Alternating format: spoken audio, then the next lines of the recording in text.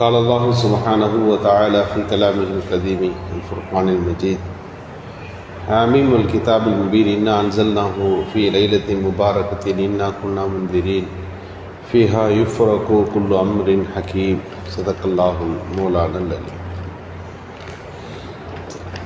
மேலான அல்லாஹுவின் நல்லடியார்களே, அல்லாஹு சுப்ஹானஹு வ தஆலா ஷாபான் மாதத்தில் முக்கியமான தினங்களை நோக்கி நம்மை நகர்த்தி கொண்டிருக்கிறான்.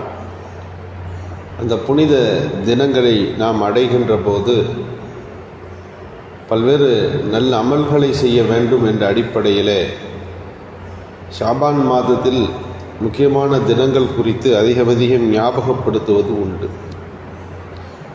காரணம், அதக்கிருஹும் பி ஐயாமில்லா, அல்லாஹ்வுடைய நாட்களை நீங்கள் ஞாபகப்படுத்துங்கள் என்று ஒரு வசனம். அல்லாஹுவின் அத்தாட்சிகள் இந்த உலகத்தில் வந்த தினங்கள், அவன் அருள் இந்த உலகத்திற்கு வந்த தினம், இவைகளெல்லாம் எப்போதும் ஞாபகப்படுத்தப்பட வேண்டும். ஒரு லைலத்துல் கத்ருடைய இரவு, ஒரு பராத்தினுடைய இரவு, இவைகளெல்லாம் அல்லாஹ்வோட அத்தாட்சிகளோடு சம்பந்தப்பட்டவைகள். ஹஜ்ரத் அலி ரலியல்லாஹு அறிவிக்கிறார்கள், இதற்கான லைலத்துல் நிஸ்ஃபு மின் ஷாபான், ஷாபான் மாதத்தினுடைய அந்த 15வது இரவு வந்தால் கூமு லைலஹா, அதன் இரவில் நீங்கள் நின்று வணங்குங்கள், வசூமு நஹாரஹா, அதன் பகலிலே நீங்கள் நோன்பு வையுங்கள் என்று குறிப்பிட்டார்கள். இரவில் ஏன் நின்று வணங்க வேண்டும்? அது இரவோடு சம்பந்தப்பட்ட ஒரு முக்கியமானதொரு நிகழ்ச்சி அதில் இருக்கிறது. ஒவ்வொரு நாளும் தஹஜ்ஜுடைய நேரத்திலே அல்லாஹ் முதல் வானத்துக்கு வருகிறான். வந்து அவன் நம்மிடத்தில் துஆ செய்யுமாறு கேட்கிறான், என்னிடத்தில் பிரார்த்தியுங்கள் என்று அழைப்பு விடுக்கிறான். அதனால் ஷாபான் மாதத்தில் மட்டும் மக்ரிபுடைய நேரத்தில் அவன் வருகிறான். வந்து அலா மன் முஸ்தக்ஃபிரின், உங்களில் பாவ மன்னிப்பு கேட்குறவங்க இருக்கிறீர்களா? ஃபக்ஃபிர் லஹு, நான் அவர்களை மன்னிக்கிறேன். அலா மன் முஸ்தர்ஸிகின், ரிசுக்கிலே விஸ்தீரணத்தை கேட்பவர்கள் இருக்கிறீர்களா? ஃபாரிசுக்குஹு, அவர்களுக்கு ரிசுக்கை நான் வழங்குகிறேன். அலாமன் புத்தலன், சோதனைக்கு உள்ளாக்கப்பட்டவர்கள் இருக்கிறீர்களா?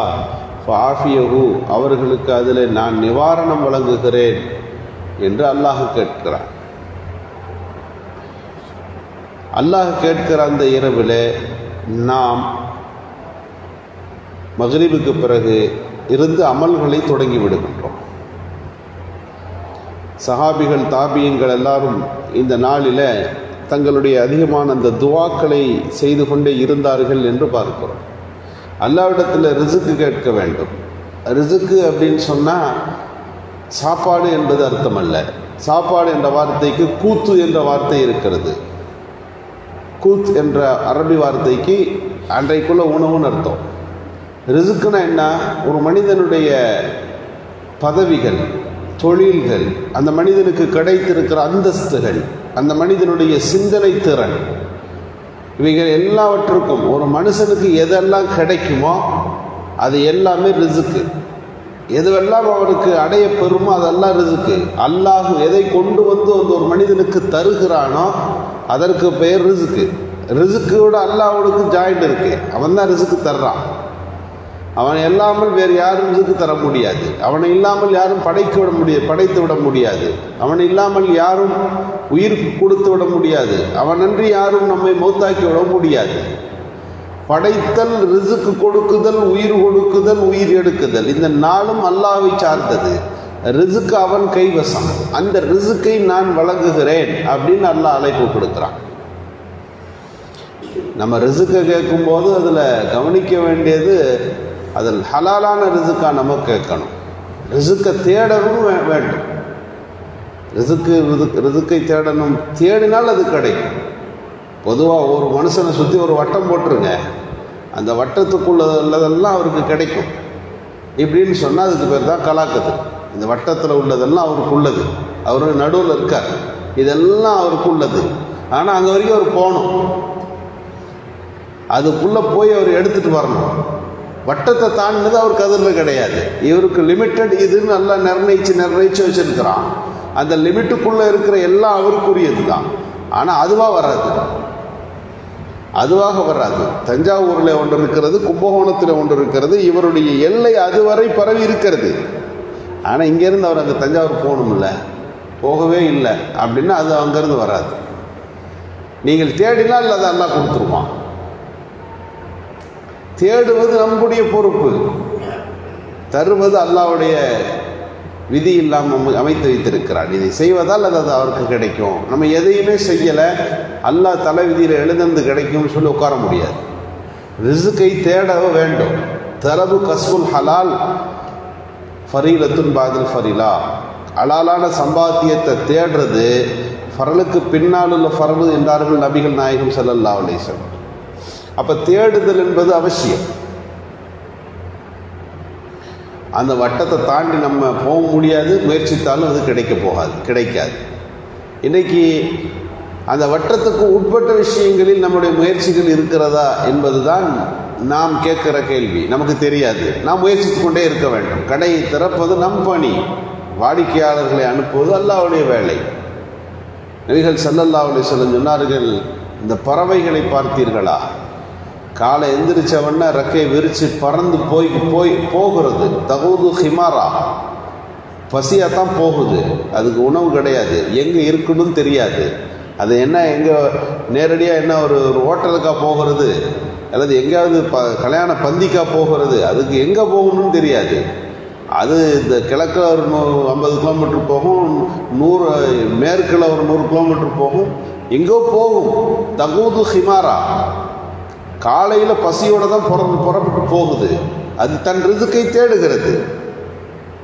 தருஹு பித்தானா, அது மாலையில் வரும்போது வயிறு நம்பித்தான் வரும். எந்த பறவையும் இன்னைக்கு நான் பட்டினி, எனக்கு சாப்பாடு இல்லைன்னு எந்த உயிரும் உலகத்தில் இல்லை. மனித இனம் மட்டுமா? இத்தனை கோடி ஜீவராசிகளுக்கும் இந்த உலகத்தில் ரிசுக்கு கிடைக்கிறதே ஒரு நாள் அல்லவே. படைத்த காலங்களில் இருந்து அதற்கான உணவை பூர்த்தி செய்பவன் யார்? மாமின் தாப்பத்தின் ஃபில் அர்லி இல்லா அலல்லாஹி ரிசுகுஹா.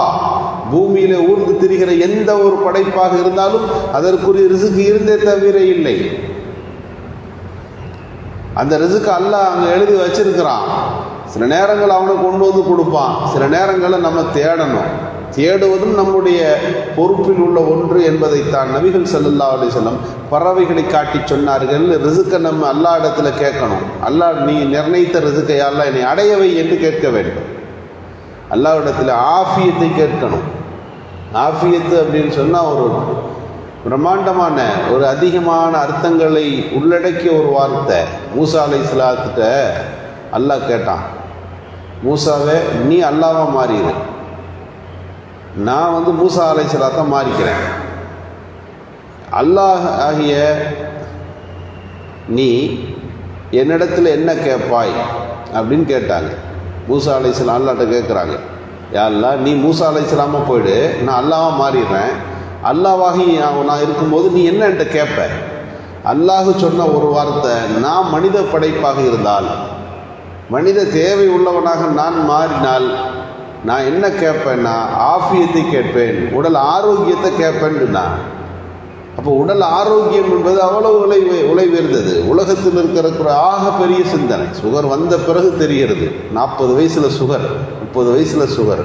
அப்போ 30 வருஷ காலம் நல்லதாக நமக்கு வேலை செஞ்சுருக்கு. பேங்க்ரியாஸ் தன் வேலைகளை சரியாக செஞ்சிருக்கிறது. கிட்னி பிரச்சனை வருகிற போது தெரிகிறது. இத்தனை ஆண்டுகள் அது மிகச் சரியாக தன் பணியை செய்திருக்கிறது. இப்போ தான் அது தொய்வாக இருக்குது. ஹார்ட்டில் பிரச்சனை வரும்போது தெரிகிறது. 40-50 வருஷம் அது மிகச்சரியாக அது பயணித்திருக்கிறது. இப்போ தான் அந்த அடப்பு வருது என்று நாம் இங்கே என்ன புரிந்து கொள்ளுகின்றோம்? இத்தனை நாட்கள் தந்த ஆரோக்கியத்தை நாம் எந்த அளவு காப்பாற்றினோம்? நம்ம நல்லா இருக்கும்போது கண்டதை சாப்பிடுவது, நம்முடைய சுய இஷ்டத்திற்கு தூக்கத்தை நாம் தொலைத்து இரவில் விழித்திருப்பது, நம் உடலை மீறிய பல்வேறு விஷயங்களை தேவையில்லாமல் செய்வது. தேவை செஞ்சுட்டா கூட ஏதோ அவர் விருப்பப்பட்டு செஞ்சாருன்னு நம்ம யோசிக்கிறோம். ஏதாவது ஒன்றை யாரோ பேசினார்கள், ஏதோ ஒன்று நாம் கேட்டோம், ஏதோ ஒரு சிந்தனை வந்தது, அது குறித்து மணிக்கணக்காக கோபப்படுவது, ஆத்திரப்படுவது, ரோசப்படுவது. அந்த செய்தி அப்படி கடந்து போகிறது. ஆனால் நாம் உடலை வருத்தி கொள்ளுகிறோம். அதனுடைய முடிவு என்ன?